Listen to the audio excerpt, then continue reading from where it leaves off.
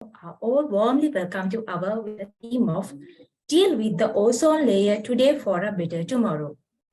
This webinar is organized by Green Building Council of Sri Lanka to commemorate the World Ozone Day and the World Green Building Week.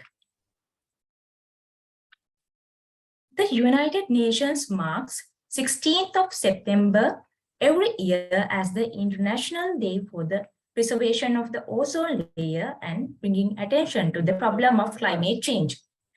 The theme of the World Ozone Day 2022 is Global Cooperation to Protecting Life on Earth. The theme this year focuses on encourage collective efforts and cooperation for the protecting life on Earth. So, without taking more time, we move on our session today.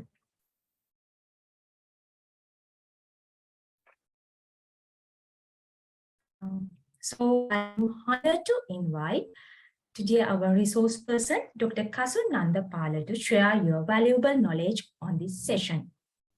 Let me give a few seconds to introduce our resource person. Dr. Kasun Nandapala is currently serving as a senior lecturer heading the Department of Construction Technology, University of Vocational Technology. He has received his BSc in Engineering from the University of Moradua with the first class and his PhD in Civil Engineering from the University of Moradua. He has served as a lecturer in the University of Vocational Technology from 2017 to 2019 and has served as a visiting lecturer in several universities in Sri Lanka since 2016 to 2019. And also he has indexed several journal publications and also has reviewed a lot of conference publications. Dear sir, over to you. Thank you very much, Sandeepa, for the opportunity. In fact, we had a different arrangement until 2 days ago. I was supposed to conduct the session yesterday, and our plan was school children. But due to registrants and due to some of my personal issues, I could not really sort of attend to the planned session. And while Sandeepa was doing the introduction, I was going through the participants, and I knew that this is my audience, I would have prepared a different set of slides because most of the people are known to me. Most of these names are really familiar to me one way or another. Right. Anyway, so I'm moving on with the planned set of slides. Right. So this, as I told you, this was planned to be a session for school children, but due to the audience, we had to shift. But this, I have to confess that this is not a technical session that I have planned. But if you are expecting a technical presentation, this is not the presentation for you. We can have a separate discussion, a separate session if it is needed. But I'll move on with the planned set of slides, and we'll have a discussion by the end. But there's an issue. I have to leave by 7 for another meeting. 7:15 I have another meeting, but by 7 I have to leave. But hope you understand if I sort of leave, and there's a power issue as well. So anyway, we'll move on. Now I have slightly modified the title that was there. Right. So dealing with ozone layer, is this a success story? Oh, related to these kind of things, ozone layer, climate change, global warming. The success story, the term success story is not really used very frequently, because most of the cases we are failing. We are trying to succeed, but we are failing. But this is like technically one case that you can take to be an inspiration, because this ozone layer case, I will discuss the matter in detail. But this is a kind of a success story of human beings. It's a kind of a success story, right? So we'll discuss the matter in detail, but it's controversial. This sort of statement is controversial. So we'll have a discussion by the back end of the session. So before moving on to the your set of slides, there's a certain way that I conduct lectures. I'll display a question on the slides. Because in Sri Lanka, we know that, sorry, when we ask questions, people generally tend to not to speak, but this audience, I believe will speak, but you'll see. I'll present, I'll share my screen in a while.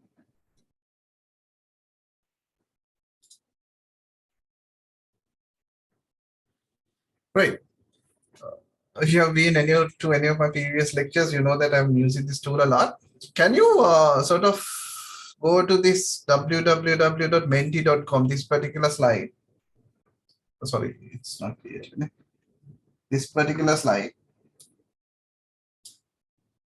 And you'll be asked a code. You can type this code and give me an answer as you think is accurate to this. You should be able to type, or whatever your answers will be displayed on the screen. We'll discuss that we have about 50 plus participants. So can you go to this particular slide, www.menti.com? Hope you can hear me properly. This morning I had a session, I had a sort of a microphone problem. No, we can hear you, Doctor. Yeah, thank you. Can you go to this? And we'll take about, say, 5 minutes for this. So that will ask a code. Yeah, the code is here. Sorry, 1, 2, 3, 1, this one.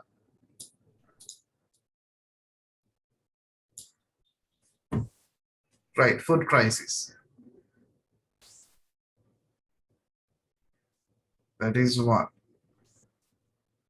This is just for our discussion. This is just for discussion. We'll see what we can do. We can have a casual discussion. I know this audience, most like about 80% of the audience is known to me. So, finance. World, not Sri Lanka.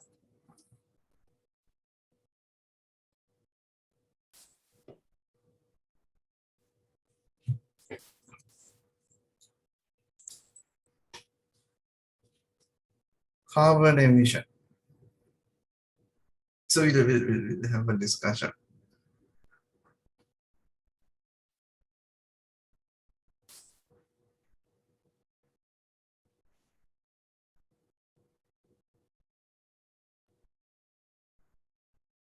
This is the next one, global warming. Okay.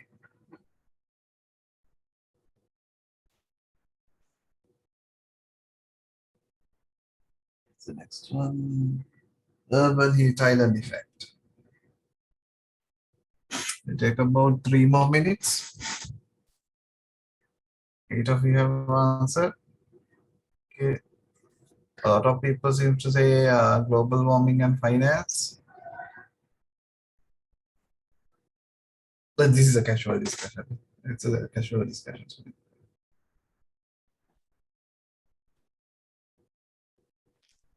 Okay, global warming, somebody has typed the spellings wrong, so we count it there. So most of the people are saying global warming, it seems. Okay, 2 more minutes.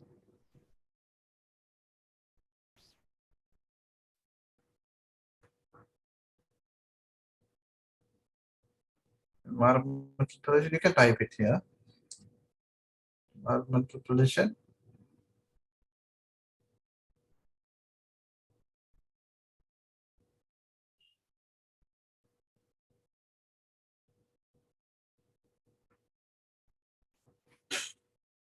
Okay, we take about 1.5 minutes more. The one of you have answered about 55.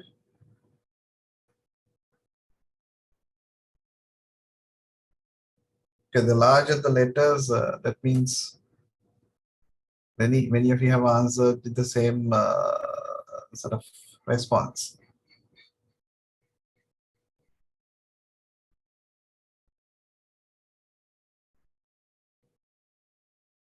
Okay, ozone depletion. Okay, this session is about ozone, so why not?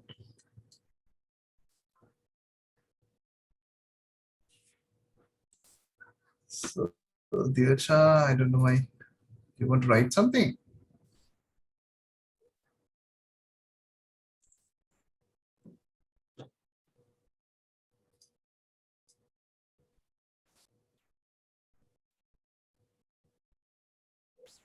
Shobha, Senevi, Ratno, somebody, do you want to write something on the screen?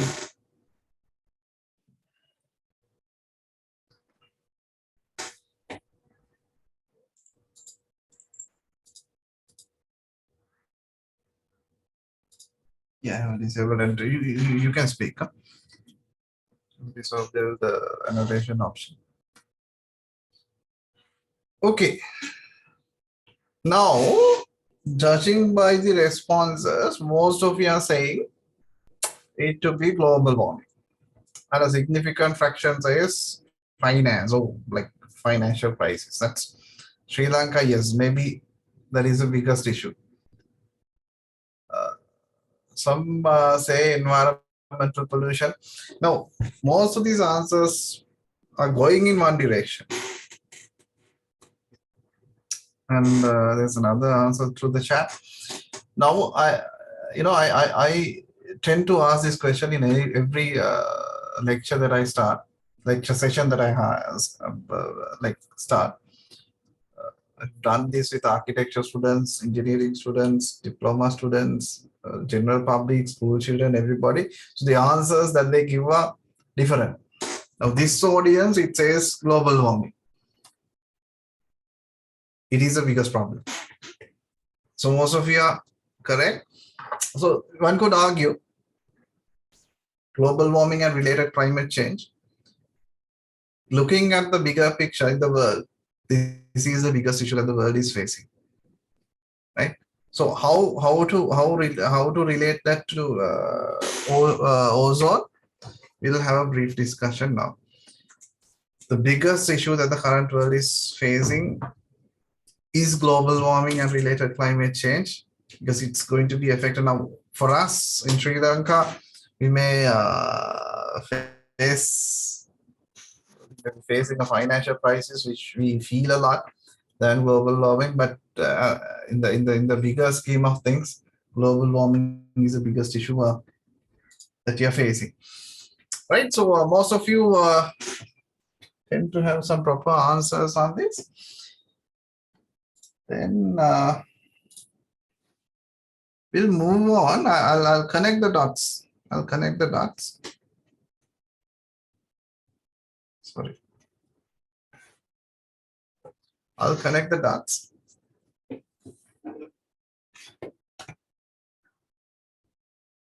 I'll navigate this lecture through stories of 5 different people. Right? 5 different people. Not 5 people, in fact 6 people. 2 are here together.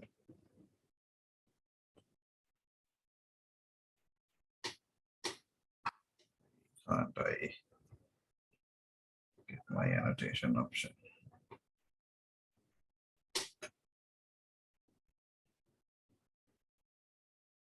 Sorry for that. There's some issue, it seems.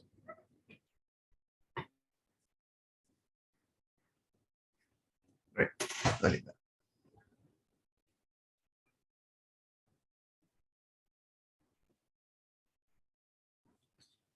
So 2 are together.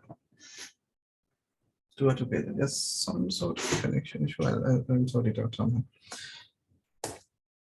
Okay. 6 people in 5 frames. I'll navigate this session through 5 of these slides.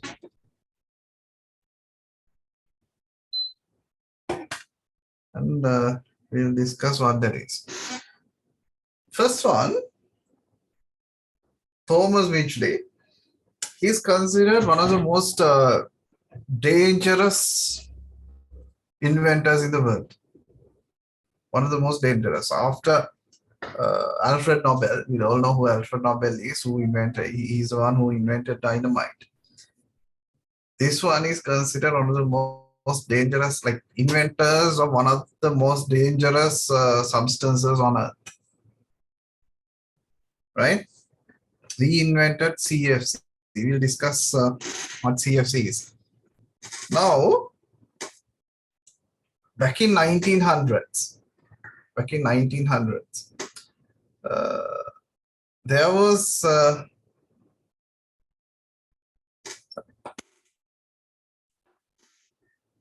several gases used for cooling purposes. Liquid ammonia and those types of gases, because they use them because they had no other option, but they were toxic. Like, even though knowing the fact that they are toxic, people tended to use them. Now we know people smoke. We know that it is harmful, people smoke. Rather than that, microwave, we know that it is harmful, but we use because there's no alternative. Sometimes we use fossil fuel. We know that it is harmful for the environment, but there's no alternative for us to use.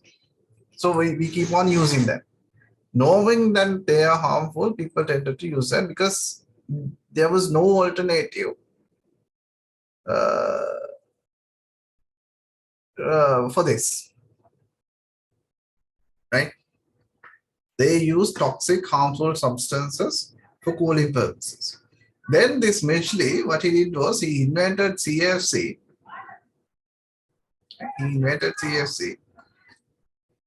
Then he sort of like organized a press conference kind of a thing, and he inhaled and showed the world that okay, it's not harmful, right? Because it's a marketing point.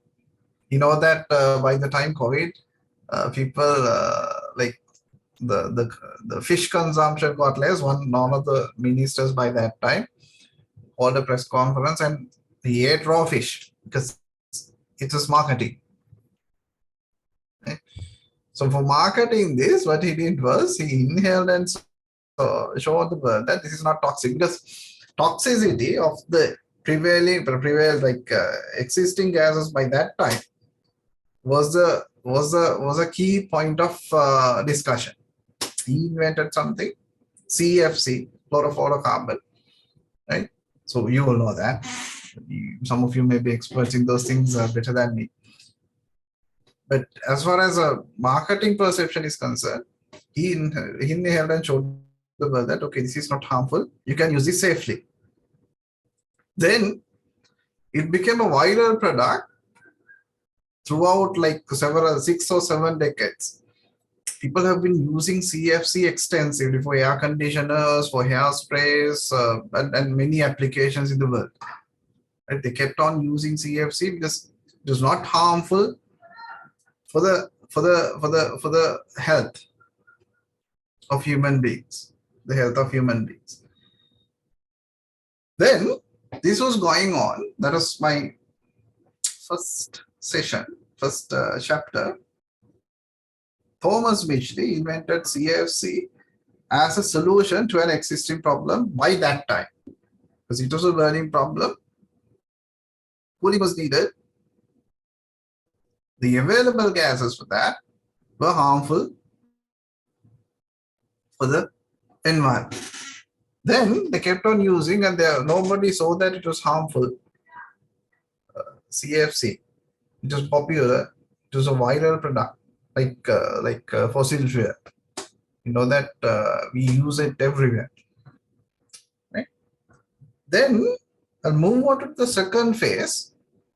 Right?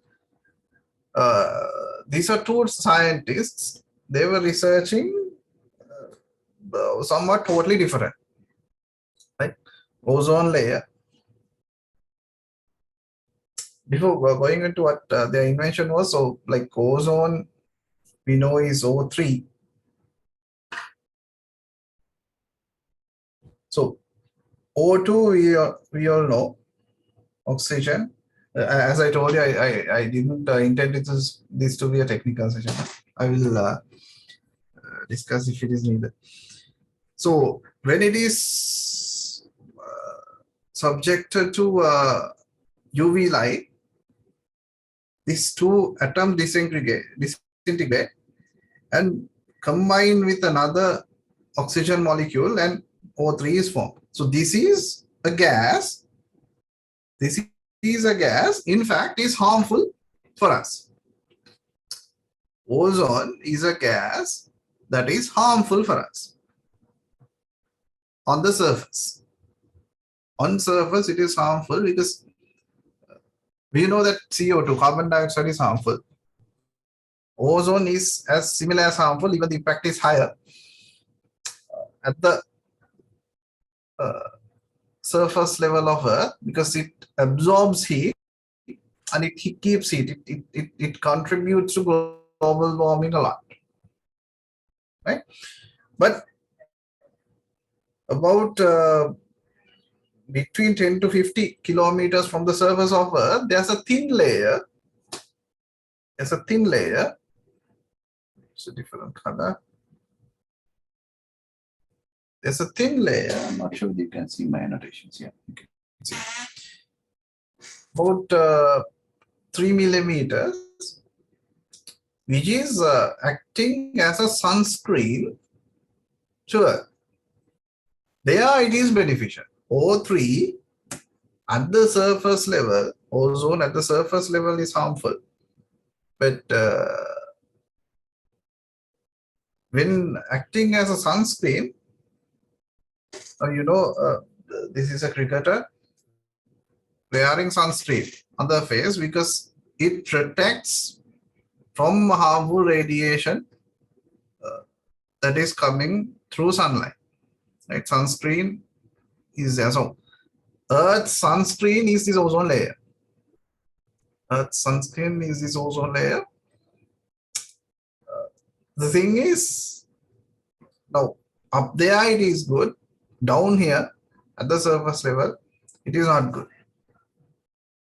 Now, CFC and ozone, what is the relationship between those two? Now, CFC, mutually invented CFC, right? Two other researchers were researching on the ozone layer. They identified that ozone layer was predicted to be thinned over 5 decades, 50 years. But within 6-7 years, it's a 10 years, it has thinned a lot in Antarctica. In Antarctica. They searched for the reason and they claimed that CFC is the reason for this issue, thinning of ozone layer, right? What happens is CFC, carbon, fluorine, and chlorine. So there is chlorine. Chlorine combines with oxygen, with an oxygen atom, and release O2. So what basically does is, I'm not going to technical details, chlorine of this CFC attack ozone and release O2, oxygen. Basically, ozone is converted to oxygen by being attacked by chlorine. That is in CFC. So we were extensively using CFC, right? Like unimaginably heavy usage of CFC. And there are different types of CFC, technical matters once again. The chlorine of that CFC goes to the atmosphere and attack this ozone and ozone is destroyed, and typical oxygen is released. Now in Antarctica, these two scientists found out that, okay, generally the thickness of ozone layer is about 3 millimeters. 3 millimeters are very small. Now near Antarctica, it has become like 2 millimeters within a span of like 10 years. Right. So this is an alarming finding, and they published their results. And they were under attack by that time. They published the research in 1970s. 1970s, they invented that CFC is harmful. Sorry. CFC is harmful. Right? So this slide will, I'll come back to it later. Now, we have been using CFC for like 50 years. All of a sudden, it's found out that it is harmful. Now, it's like Copernicus saying that the Earth is round. Until then, it was an understanding that Earth is flat. Now, CFC was good up to a certain time. And all of a sudden, in 1970s, these two people say that it is harmful and it is destroying the world. Right? The impact of this depletion of ozone layer, I'll discuss. Like now, UV rays. Now, day before yesterday, Wednesday, I went to a funeral at Badula. Then only I got to know that the father of one of my best friends, he's suffering from a skin cancer. Reason we don't know, but skin cancers and any form of cancers are common these days. And eye cataracts, they are common these days. One of the biggest reasons for this is the ultraviolet, harmful ultraviolet. There are UVA, A, B, C. I'm not going to detail of those. But the situation now is that the situation, as we have identified in 1980s, is that the ozone layer is being thinned. Ozone layer is being thinned. And CFC is the main reason for that. So I'm moving to my third segment. First one, this person invented CFC, and two people researched and identified that it is harmful as it destroys the protection that we have for Earth from harmful radiation. One, invention of CFC. Two, invention that the CFC is harmful. So up to that, we had a gap of 50 years, roughly. Right? The third one, this is Ronald Reagan, one of the US presidents. Now, the status is, I'm telling this story. Now the situation is, now we know that CFC is harmful by that time, in 1980s. CFC is harmful. Then there was a discussion to sign an agreement across the world banning CFC, because CFC was very harmful, it was rapid, and most of the things like now CFC impacts the ozone layer, and it emits like sort of sends UV radiation, and radiation causes some deadly diseases. Right? Deadly diseases people feel. Sea level rise and other crop, like it is affecting crop productivity as well. It's affecting the life of plants as well. People don't feel that, but if it is a cancer, if it's an ICAT track, people feel that. So they wanted to act swiftly and sign an agreement. You can't hear me properly? Yes, sir, we can. Yes, sir. Yeah, okay, there's a chat message. Yeah, that's right. Yeah, like if you can't hear me properly, just tell me, because this morning I had the issue. I don't know why. I think I have sorted out. I have sort of formatted the computer that I'm using, and I'm using two computers. If you can't hear from this, I can use the other one, just to be safe. Okay. Yeah, it's 6:34. I'll finish it on time. Right. So first phase, CFC invented. Second phase, I don't know, Mr. Pradeep. I think it's your problem. I think others can hear properly, and I can see it here. Maybe this is the third phase. The world has got together to ban CFC. Right? There were different arguments. This Ronald Reagan was the president of the United States back in the time that the Montreal Protocol was designed. Montreal Protocol, basically, like there are different versions of Montreal Protocol. Basically, it prohibited the use of CFC in any purpose of the world. Like for different purposes, there were targets given. Okay, you have to stop this by this time, and there were several alternatives provided. Right? Earlier, all the refrigerators, I remember when I was little, it was all CFC. Now everything has been converted. Now new fridge, they don't use CFC.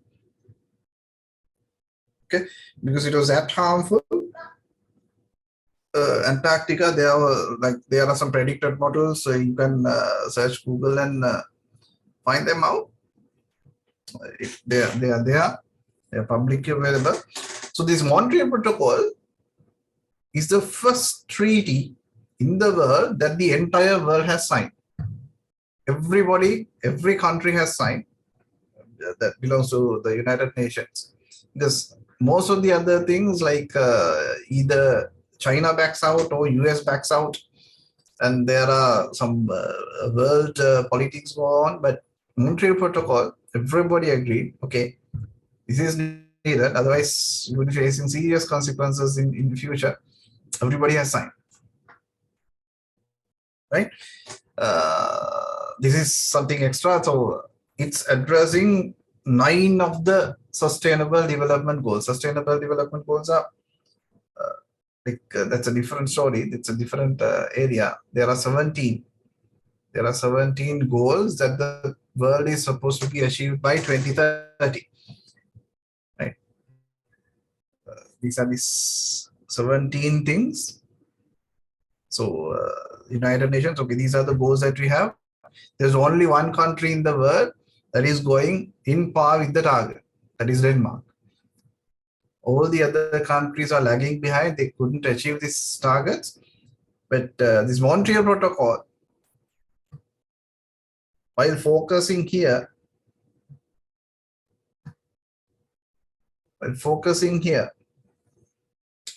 addressing 9 of the Sustainable Development Goals. That is the Montreal Protocol for us. So you can search Montreal Protocol.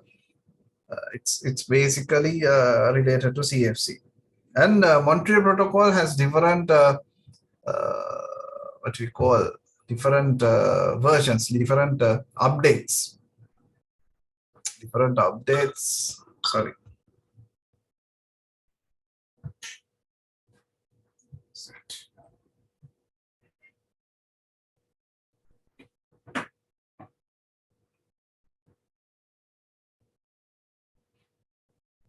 Montreal Protocol has you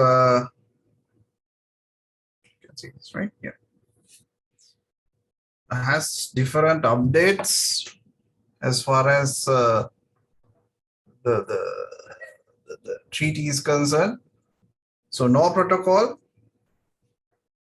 and importantly, interestingly, the conditions imposed by the protocol with different versions are getting more and more stringent. They are imposing more and more, and the world agrees to the stringent set of sort of agreements that we come across.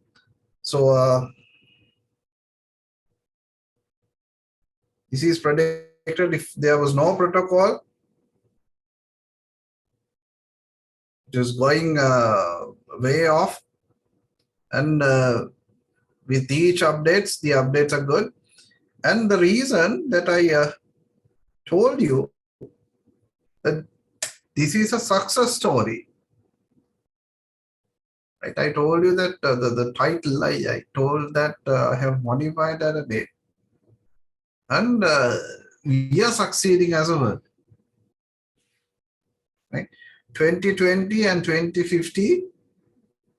2050 is a predicted model at this rate, and like 1980s, the thickness of the ozone layer, as I told you, has been reduced by about 30%.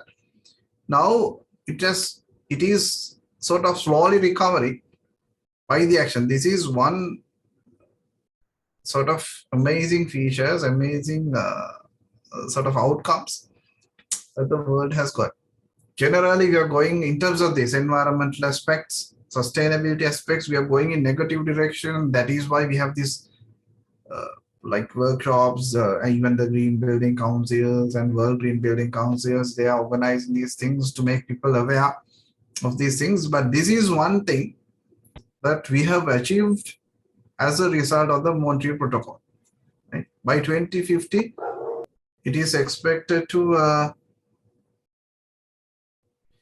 sort of healed. At 2065, it is expected to be healed continuously if this go along as planned. And the healing is sort of expedited with the COVID outbreak. I have written an article to this Green Guardian. Like, we stopped the world due to COVID outbreak. The world was virtually stopped in 2020. And most of these issues that we had faced were vanished within a matter of weeks. So there were some research articles on that I have compiled and have written an article. So, but discounting that, like not considering that to be a fact, by 2050 it is expected to be healed to this level. So ozone layer depletion, we are repairing that as a world. We are repairing that together, and we are succeeding that. It's a success story. It has been thickened significantly, right, with the use of that. But is this a success story as a whole? Can we say without fear that we have succeeded? That's a matter of concern. Sorry. If I move on to my fourth segment of the lecture, first one, the invention of CFC. The second one, finding out that CFC is harmful. Third one, the world agrees to repair the damage it has caused. But even if we stop the use of CFC right here, the impact would still be there for like 100 years. There are some CFC versions of those, the lifespan is about 100 years. So if we emit in 1950 up to 2050, that CFC will be there in the atmosphere. Right? It's a chain reaction. It's damaging, but the healing speed is higher than the recovering speed. The damaging speed. So we are relatively safe in that aspect. But the question is this a success story? Have we succeeded in what we wanted to do? in one aspect, yes. In one aspect, yes. We have healed and we are healing the ozone layer as a world. Right? We are healing the ozone layer. But now remember, in 1920s, there were harmful gases, and as a solution, a scientist invented CFC, and CFC was popular. Now we find out that CFC is harmful, and people give a solution in the form of HFC or HCFC, and it's doing another harm. It's like we are traveling on a boat. We are traveling on a boat, and we observe a hole and water is leaking to the boat, and we take timber from another place of the same boat and repairing that, and then we have another hole somewhere else, right? We have another hole somewhere else. The solutions that the scientists or that we have provided instead of CFC has impacted global warming, right? Global warming. Now, the reason that I added this particular photo, I mean, if you have been to any of my previous lectures, I'm using this example in almost every lecture that I'm doing this kind of a lecture, right? We all know who this person is, Leonardo DiCaprio, Titanic Jack. He's a world famous, one of the best actors in the world, probably arguably the best actor in the world, right? The reason that I have added is now he was supposed to win the Oscar award. He was nominated for the Oscar Best Actor award for several years. Sandeep, I can go for like five minutes, right? 5 to 10 minutes. I hope so. Yes, sir. Yeah, okay. I'll finish it soon. I'll finish it soon. Now, he won the award for this film, Revenant. It's one of the nicest films that I have ever watched. And in the speech that he delivered after winning the Oscar, he says this, right? The biggest problem in the world is global warming and related climate change. And the solutions that we have provided for CFC, the solutions that we have provided to heal ozone layer are affecting the climate change in the world, right? So we can move on from ozone, but we have to find solutions. We as people who are involved in scientific community have a responsibility to find solutions for the issues created by the inventions created to heal ozone.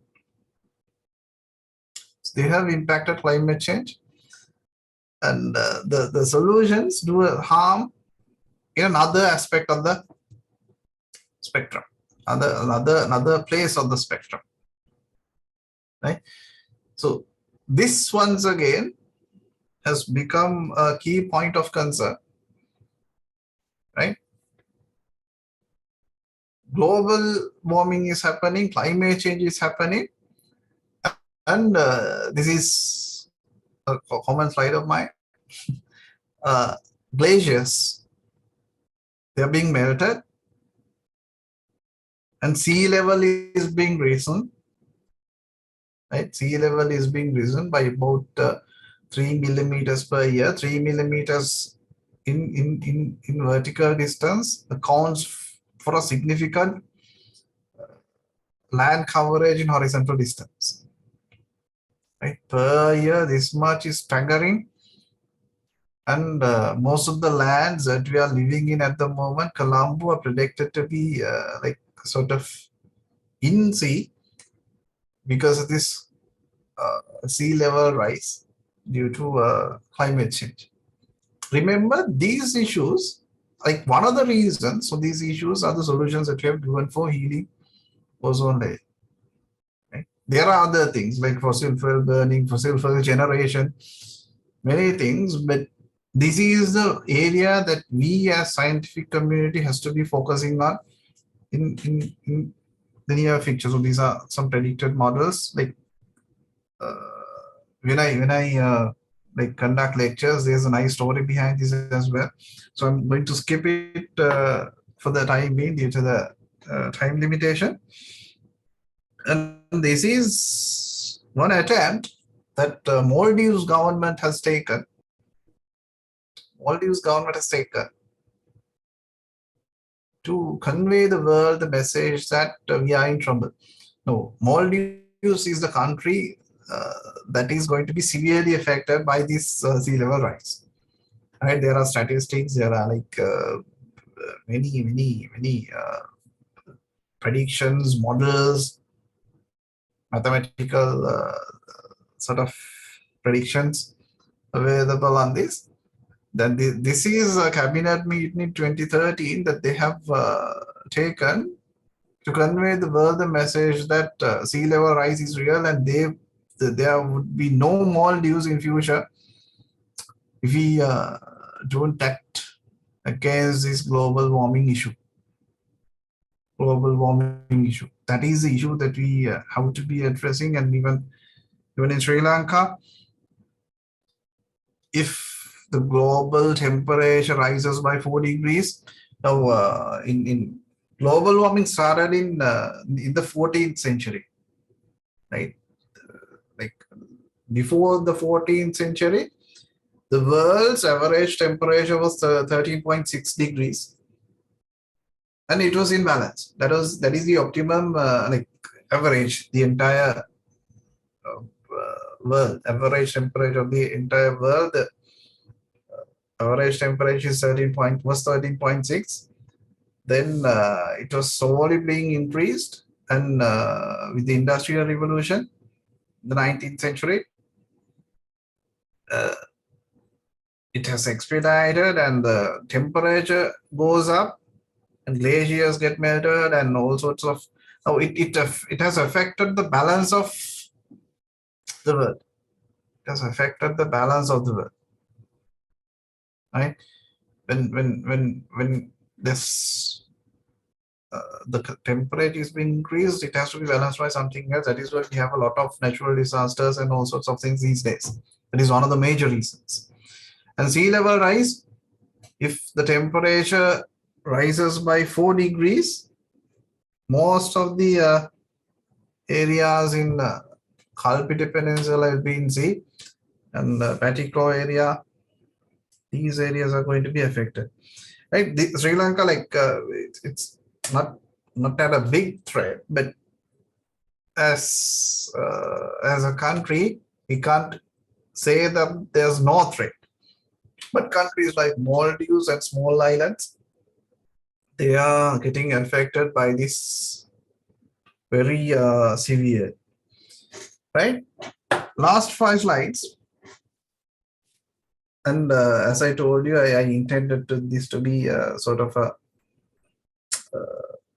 what you call, not a technical presentation, but something that school children, in fact, will be taking out. But it's good that we have this discussion as well. Now I have done 4 sessions. This is my last set of slides. A minute, so it's 6:51. Yeah, I'll finish it soon. I'll finish it soon. Now the speech that I forgot to tell. The speech that Leonardo DiCaprio said, he said that we have to collectively act against this global warming because it's going to be severe. He's now one of the ambassadors of United Nations on the matter, like sort of a brand ambassador, right? So this person, he's not a brand ambassador or anybody. Right? He's an Indian, a villager, a so-called uneducated person, right? He was in this area marked by a cross. That area is getting flooded all the time, even now. That is getting flooded all the time, and it's not suitable for cultivation. And People don't like to stay there. It's a sort of a bare land. It's a sort of a bare land. This person, we call it Marjul Island. This is an island created by a river going in between. So this river sort of floods all the time. This area is getting flooded, but it's not suitable for cultivation. But this is the situation of that now. That person single-handedly has created a bare land into this. That one person has done this to a bare land. That means, as DiCaprio says, if we get together as a world, we can sort of do anything. I have skipped some technical content and I have skipped another slide that I was supposed to do with Mentimeter due to the time limitation. So my point is, ozone layer depletion is a big issue that the world is facing at the moment. It is being addressed by the world, but the solutions that we have given against this ozone depletion to heal the ozone layer has created another issue somewhere else, which is the issue that we are facing at the moment. And we as a scientific community, individually as people, is one person can create a bare land into that. Individually, as a community, we can do a lot, right? So that is the message that I wanted to give. So thank you for the opportunity for the Green Building Council. I'm sorry I couldn't take the session at the time that you told me to, and in the way that you told me. So thank you, Sadipa. I think yeah, I need to leave in a while. That is okay. Sadipa, thank you. Okay. Right. Yeah. Thank you very much, sir, for sharing your valuable knowledge. And are there any questions? You can ask this. Yeah, Sandeepa, shall we share, like, if there are questions, like you can share my email address or something. Okay. The thing is, I sort of need to leave at the moment. Sorry, once again. We can have a discussion separately if you want, arrange another session if you want. If that is okay with you, sorry. Okay, sir. Okay, it's okay. Then I would like to thank this opportunity to thank you for accepting our sudden invitation and delivering such an informative session in spite of your busy schedule. And as well as thank you all for being a great audience today. Stay tuned our upcoming events, and good night to you all until we meet our next session. Thank you. Thank you.